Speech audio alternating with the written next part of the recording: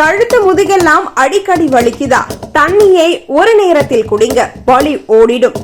இப்போதெல்லாம் கொஞ்சம் வேலை செய்தாலே முதுகு பிடிப்பது போலும், படுத்த இடத்திலிருந்து எழுந்தாலே கழுத்து சுழலும், கொஞ்ச நேரம் நின்றாலே தோல்வலி. இது எல்லாம் காலத்தின் மாற்றம், வாழ்க்கை முறையின் மாறுபாடு, வயது அதிகரிப்பு, வேலை பிரஷர், சத்து குறைவு என்று பல காரணங்களை நாம் தேடிக்கொண்டே இருப்போம்.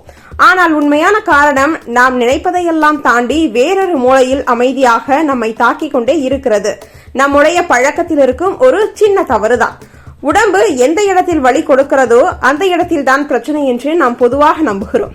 ஆனால் முதுகு வலியும் கழுத்து வலியும் தசை, எலும்பு எதிலும் ஆரம்பமில்லை. அதன் ஆரம்பம் உடல் ஈரப்பதம் குறைவதில்தான். நாம் ஒரு இரவு முழுக்க தூங்கும் போது உடல் தசைகளில் இருந்து மெதுவாக நீரை எடுத்து பயன்படுத்துகிறது. காலையில் எழும்பொழுது உடல் முழுவதும் உலர்ந்த நிலை. அதனால் எழுந்தவுடனே முதுகு மரத்தது போலவும் கழுத்து இயங்காதது போலவும் இருக்கும்.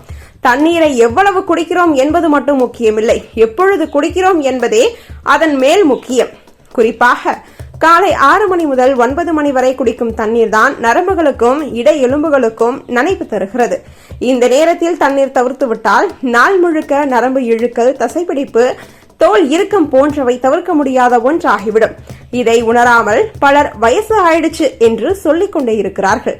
மதியம் 12 மணி முதல் 4 மணி வரை உடலின் சூடு அதிகரிக்கும் நேரம்.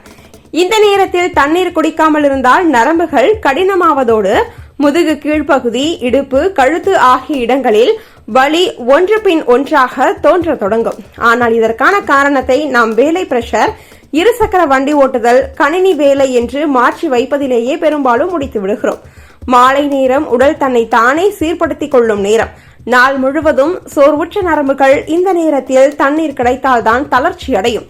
மாலை 4 மணி முதல் 7 மணி வரை குடிக்கப்படும் 2 அல்லது 3 கண்ணாடி தண்ணீர் தான் நரம்புகளில் ஏற்பட்ட உறைதலை கரைக்கிறது. இந்த நேரத்தில் தண்ணீர் தவறவிட்டால் ஒரு நாள் உருவான வலி நள்ளிரவுக்கே போய் சேரும். போஸ்டர் பிரச்சனை என்று நினைப்போம், ஆனால் அதற்கு ஒரு சிறிய பங்குதான். முக்கிய காரணம் தண்ணீர் குடிக்கும் நேரம் தவறி போனது. இரவு உணவுக்கு பிறகு உடலின் நீர் புழக்க முடுக்கம் அமைதியாக குறையும்.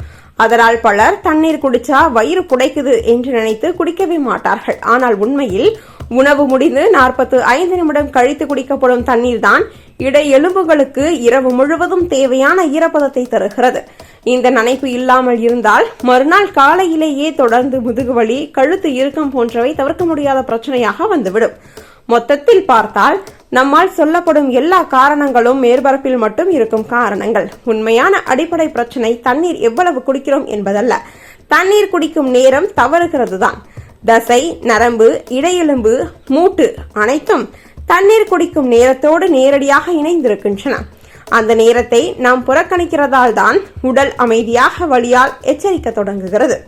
அந்த எச்சரிப்பின் அர்த்தத்தை இன்று நமக்கு தெளிவாக புரிந்து கொள்ள நேர்ந்துள்ளது.